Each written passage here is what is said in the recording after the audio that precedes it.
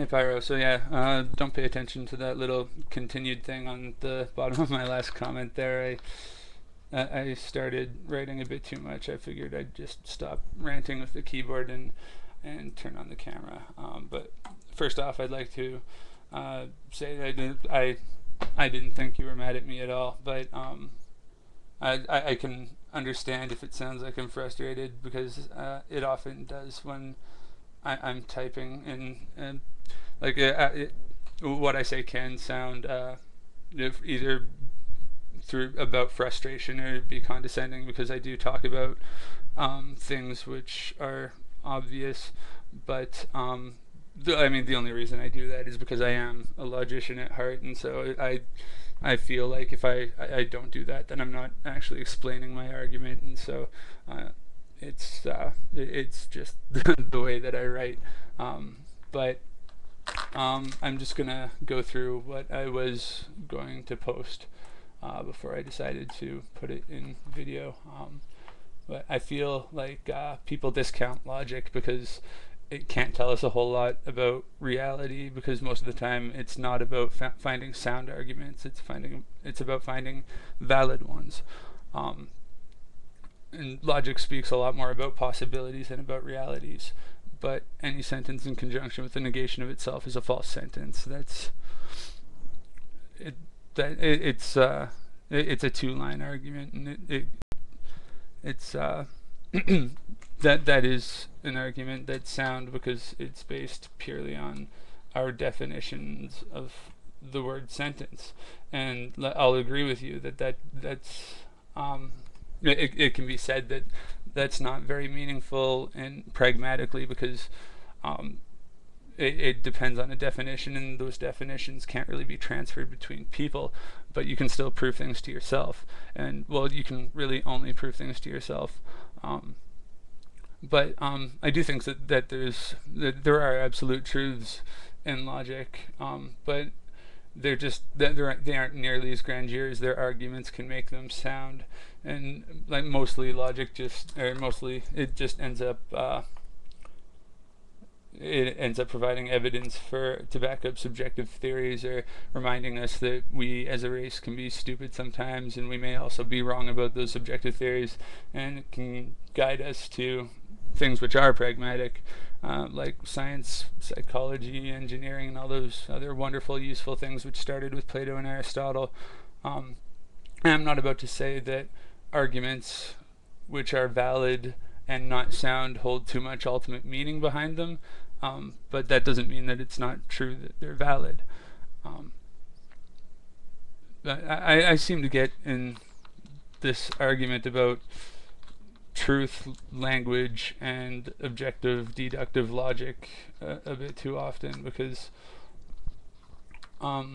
well, and I feel like when I get into these arguments, I get misunderstood because I'm not trying to say that objective and deductive reasoning is superior.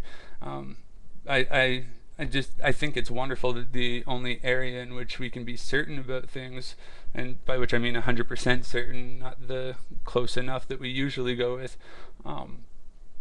the only area in which we can have that certainty is the one in which we find the most staggering proportion of pragmatically meaningless things in comparison to things which are actually useful.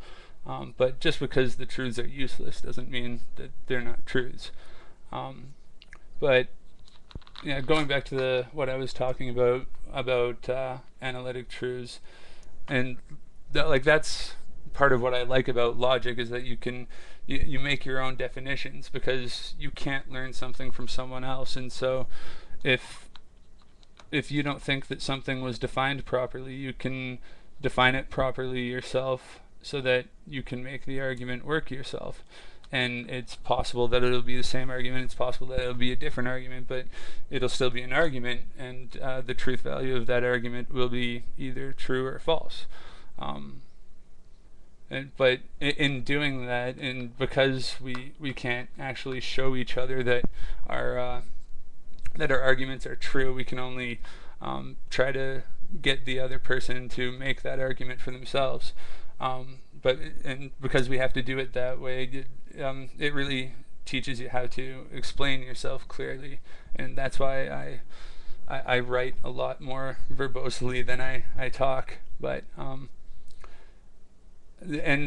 in doing that and laying things out so meticulously and tediously, it helps you learn a lot more about your own thoughts and actually um, the coming down to the descriptions of things and trying to put them in a deductive tone.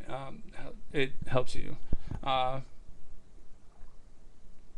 it helps you figure out more details about your own theories that you might not have known before, and that's the real reason that I love logic is because it's an area where you can consistently prove yourself wrong, and it's a game that you can play by yourself or with friends, and it's it's something that you're constantly losing to yourself at, um, but growing from it. But that's just talking about why I like logic, not about the actual truths of logic. But I mean, ultimately, what it comes down to is that if the laws of logic aren't true, then they can't be false. Because if the only thing that logic really, that well, first order logic really depends on is the definition of the word false, and so if they were false, they would have to be true. So that would be a paradox, and I'm not going to say that it can't be the case that they're not true, but if they aren't true, then they're at least not false, and it just seems really counterintuitive to me to think of things to think of any situation in which they couldn't be true. But yeah, like I said before, I do understand where you're coming from, and I have heard the argument before. You do put it pretty well, but it's